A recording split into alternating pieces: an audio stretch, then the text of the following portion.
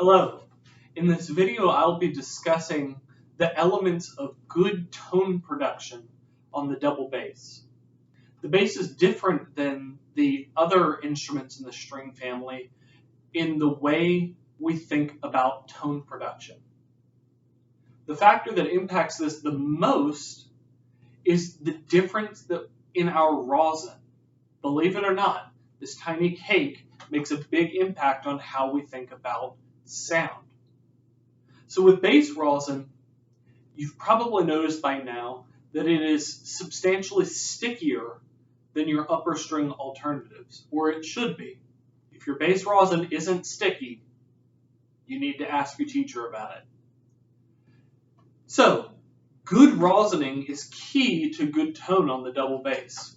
If you have not watched my previous video about rosining, I'll give you a quick walkthrough of how I like to think about rosining. Your cake of rosin is probably going to look a little different than mine. But essentially, I like to do a combination of short strokes and long strokes of rosin. I'm going to roll down the sides of my rosin, find a nice spot, and I'm going to start with 5 fast strokes in the lower half of the bow. 1, 2, 3, 4, 5. From there, I'm going to do another 3 strokes of the entire bow. 1, 2, 3. You'll notice that all of the strokes that I just did of my rosin were fast. This is very intentional. You want to make nice controlled, fast strokes of rosin as it builds up friction on your cake of rosin and helps it melt to your bow hair. Now, once you've rosined your bow adequately, I always like checking my rosin situation, and you want to do this before you start rosining as well. Placing it on the string, see if you can get a nice start to the note. From there, you may need to check and see if it sounds a little grainy.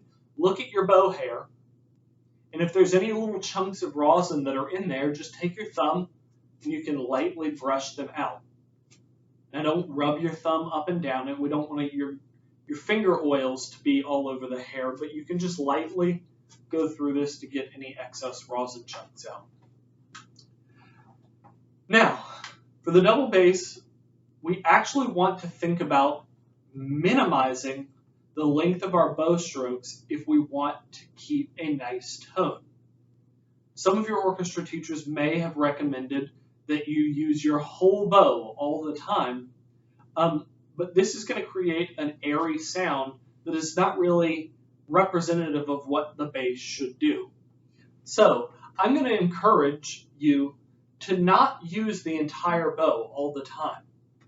A lot of what we can do, say you have a passage of quarter notes in your music, this can be accomplished with half of your bow, maybe a little more than half.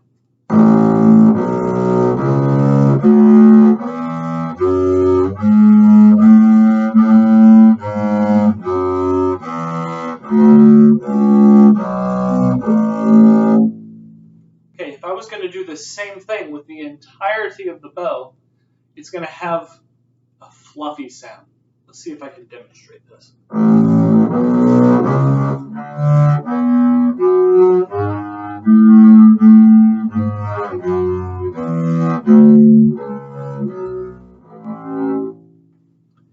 What's happening when I use the entire bow is I'm not activating the string.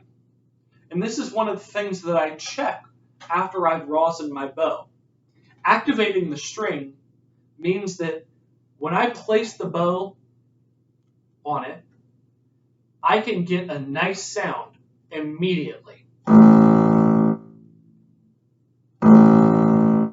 This comes from a very concise and concerted effort to place weight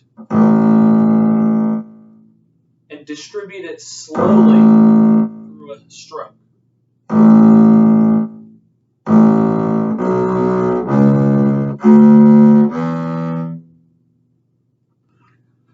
So this is the biggest tip I have for you, is to just make sure that you're always aware of how much bow you're using.